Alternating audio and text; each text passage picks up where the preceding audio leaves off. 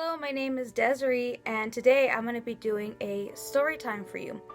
So the story I'm going to be talking about is just one of my many experiences in this video. The story takes place when I was really little, about 7 or 8 years old. And just a little bit of backstory, the house that I lived in was out in the middle of nowhere. It was surrounded by a bunch of grapes. Like if you've ever passed by, like Napa Valley and just like acres of grapes. Well, the house that I lived in was similar to that. Our house was in a center and we were just surrounded by acres upon acres of either dirt patches, which is just like a blank entire square of nothing, or grapes that were being grown. The house that I lived in, I grew up in from about when I was a little baby all the way till I was about 7 or 8 years old before I moved out of that house. So basically, when I was little, I used to play with this little boy that nobody else could see. I was the only one that could see him, and to me, he was a playmate. He didn't scare me. Well, I guess when you're a kid, you don't really think anything of it. I just thought this was somebody I got to play with because I think all of my other cousins were a little bit little at the time. They're a little bit smaller than me. And this kid was around my age. One day, my mom had a parent-teacher conference at my school. And I was sitting at a table just across from my mom and my teacher. And I was playing with some little domino things. And I could overhear my mom's conversation with my teacher. And basically, I guess my mom was worried about me, and she asked my teacher if it was normal for me to be playing with the child that wasn't there. And I could overhear my teacher say the term imaginary friend. When you're a kid, you're not really paying attention too much, but I was definitely hearing a little bit of their conversation here and there, and I definitely heard the term imaginary friend. So from what I gather, I believe my mom just thought that I had an imaginary friend. And one day my mom was washing the dishes and it was only her and my grandma in the house. When my mom looked up, she saw a little boy with a blue shirt and khaki shorts and a bowl cut hair. It was like just this quick glimpse, but he just ran off to the side of the house. So where the kitchen is, where these big windows are, the window faces the backyard.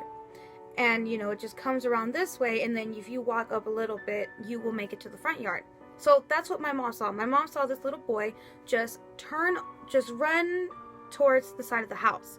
So she told my grandma if one of my other cousins were home from school, because everybody was supposed to be gone. And my grandma said that yes, nobody should be home but her and my mother.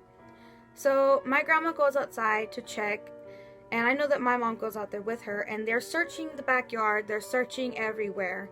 They're calling one of my cousin's names, and he never appears. So my grandma decides to call the school and ask if one of my cousins were there. So the secretary then tells my grandma that yes, that he was there. So they're not sure who they saw in the backyard. So later on that day, when I got home from school, my mom asked me what did my imaginary friend look like, and to her shock, I described my imaginary friend. Other than realize that my imaginary friend was not imaginary, and who I've been playing with this whole time was a little boy. So for whatever reason, I'm pretty sure something tragically happened in that house, because it wasn't long after that people started seeing him besides me. And I think that's really scared some people, that they were starting to see him. To me, he looked like any other person. He was solid. It's just the way that you're seeing me, that's how I would see him. He wasn't see-through. He wasn't floating in the air. He looked normal, like a normal person. This is why I thought he was just a friend. Nothing to be feared. I'm going to tell you, it's probably going to seem like something out of the movie, something totally made up, but this is 100% true. This happened to me, and to this very day, now that I'm an adult, I still can't explain it. So this just so happened, this terrible experience, this is why I'm talking about this, that happened to me when I was little. This happened coincidentally on a stormy, rainy night. Just a little quick note. Earlier that day, my mom had bought a bag of chocolate chips, and she bought that as a snack. probably not something you want to give your child, but it was a snack, and I remember she tied it up and she put it up into our closet. We had a little bit of a walk-in closet. Back to the story. So this night, it was a rainy, stormy night. There was thunder, there was lightning, and you know, when you're a kid, you're either scared of the lightning or you're like me, you like to just listen to the lightning and hear the rain hit the window panel. My brother had one of those Tonka trucks, those ones that you can go inside at the bottom. It was kind of like the Flintstones car, where your feet hit the floor and you just paddle your feet and you drive your little car thing, and you can drive anywhere you want. My brother had one of those cars. It looked like a black truck, and I remember that we brought that little black truck inside of our room that night because we knew it was going to rain and my mom didn't want it destroyed. So that truck was sitting at the foot of my bed.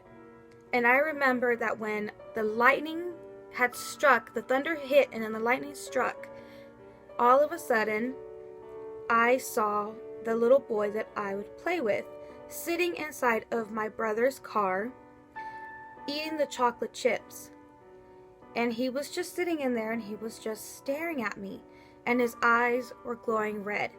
Now, mind you, he never looked scary before. But for some reason, that night, he looked very scary. And I remember I sat up a little bit and I looked at him and I couldn't believe my eyes. I couldn't believe what I was looking at.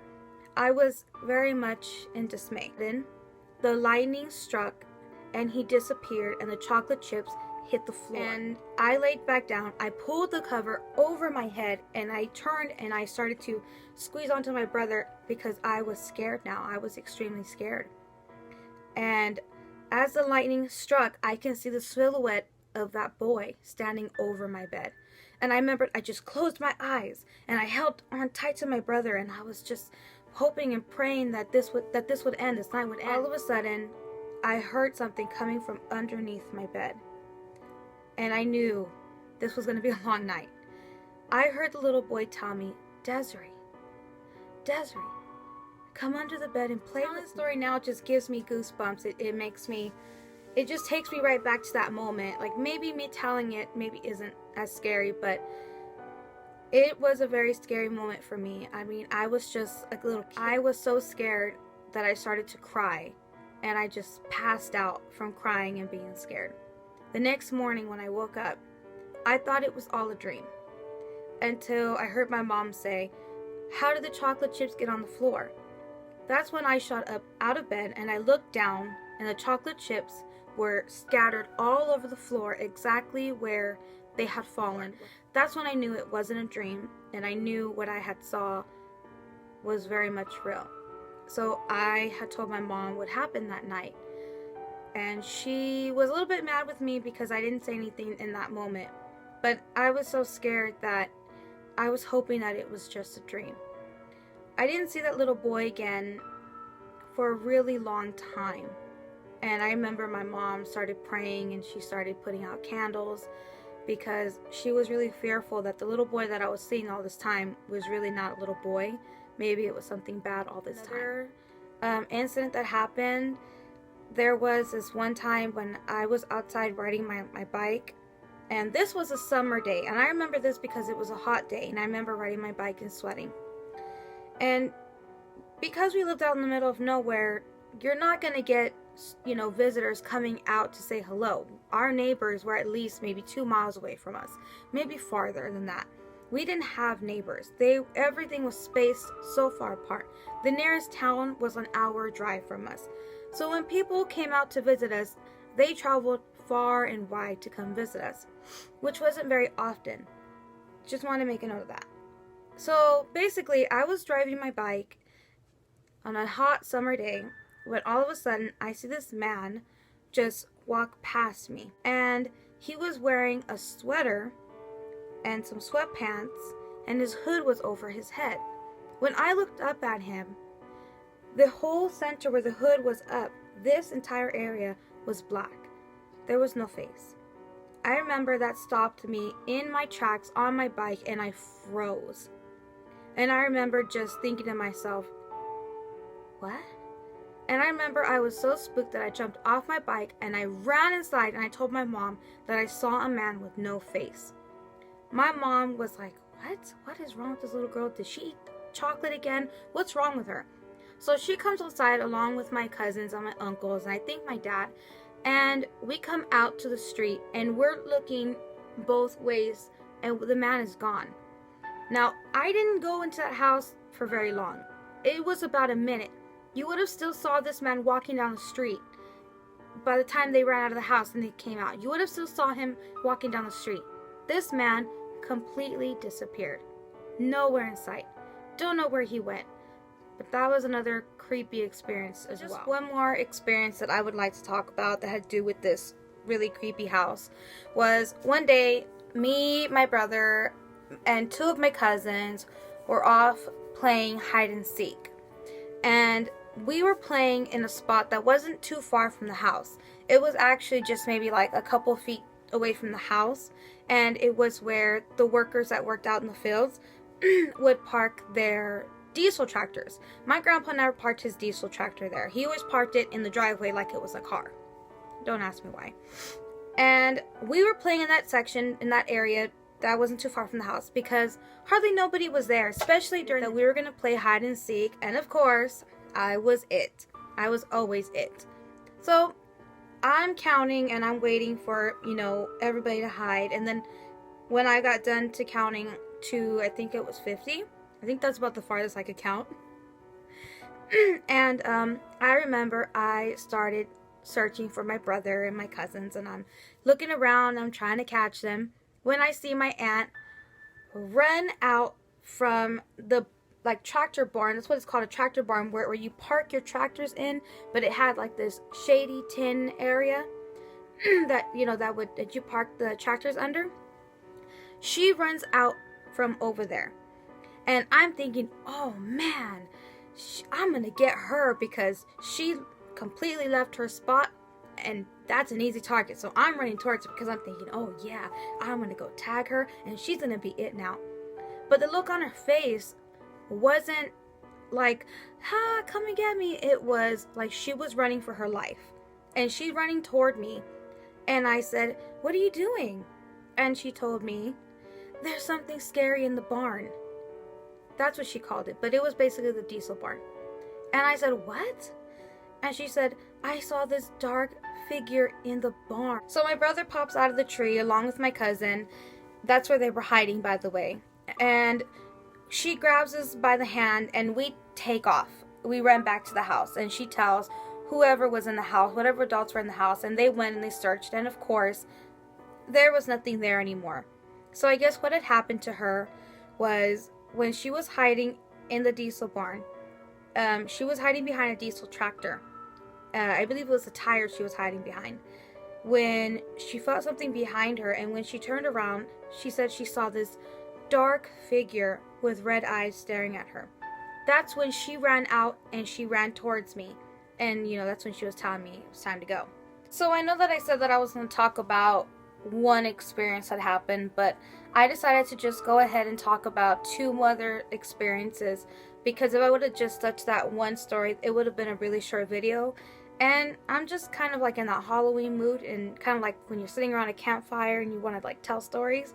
I just decided to tell two more of the experiences that I had at that house. That's basically it. Those are the stories that I wanted to share today of my paranormal experiences. Like I said, I have a whole lot more stories that I do want to talk about, paranormal stories. And thank you so much for clicking on this video. Thank you so much for watching. I really do appreciate it. And if you want to hear more stories, or if you like me at all, please like, subscribe. Please, that would really make my heart feel so happy, full of joy. And please comment down below about some of your experiences. I mean, have you experienced some of the things that I have? I mean, did you have an imaginary friend you thought was an imaginary friend but really wasn't? Please tell me down below. I mean, I really want to hear your stories. I'm interested. And yeah, so thank you so much for watching, and bye.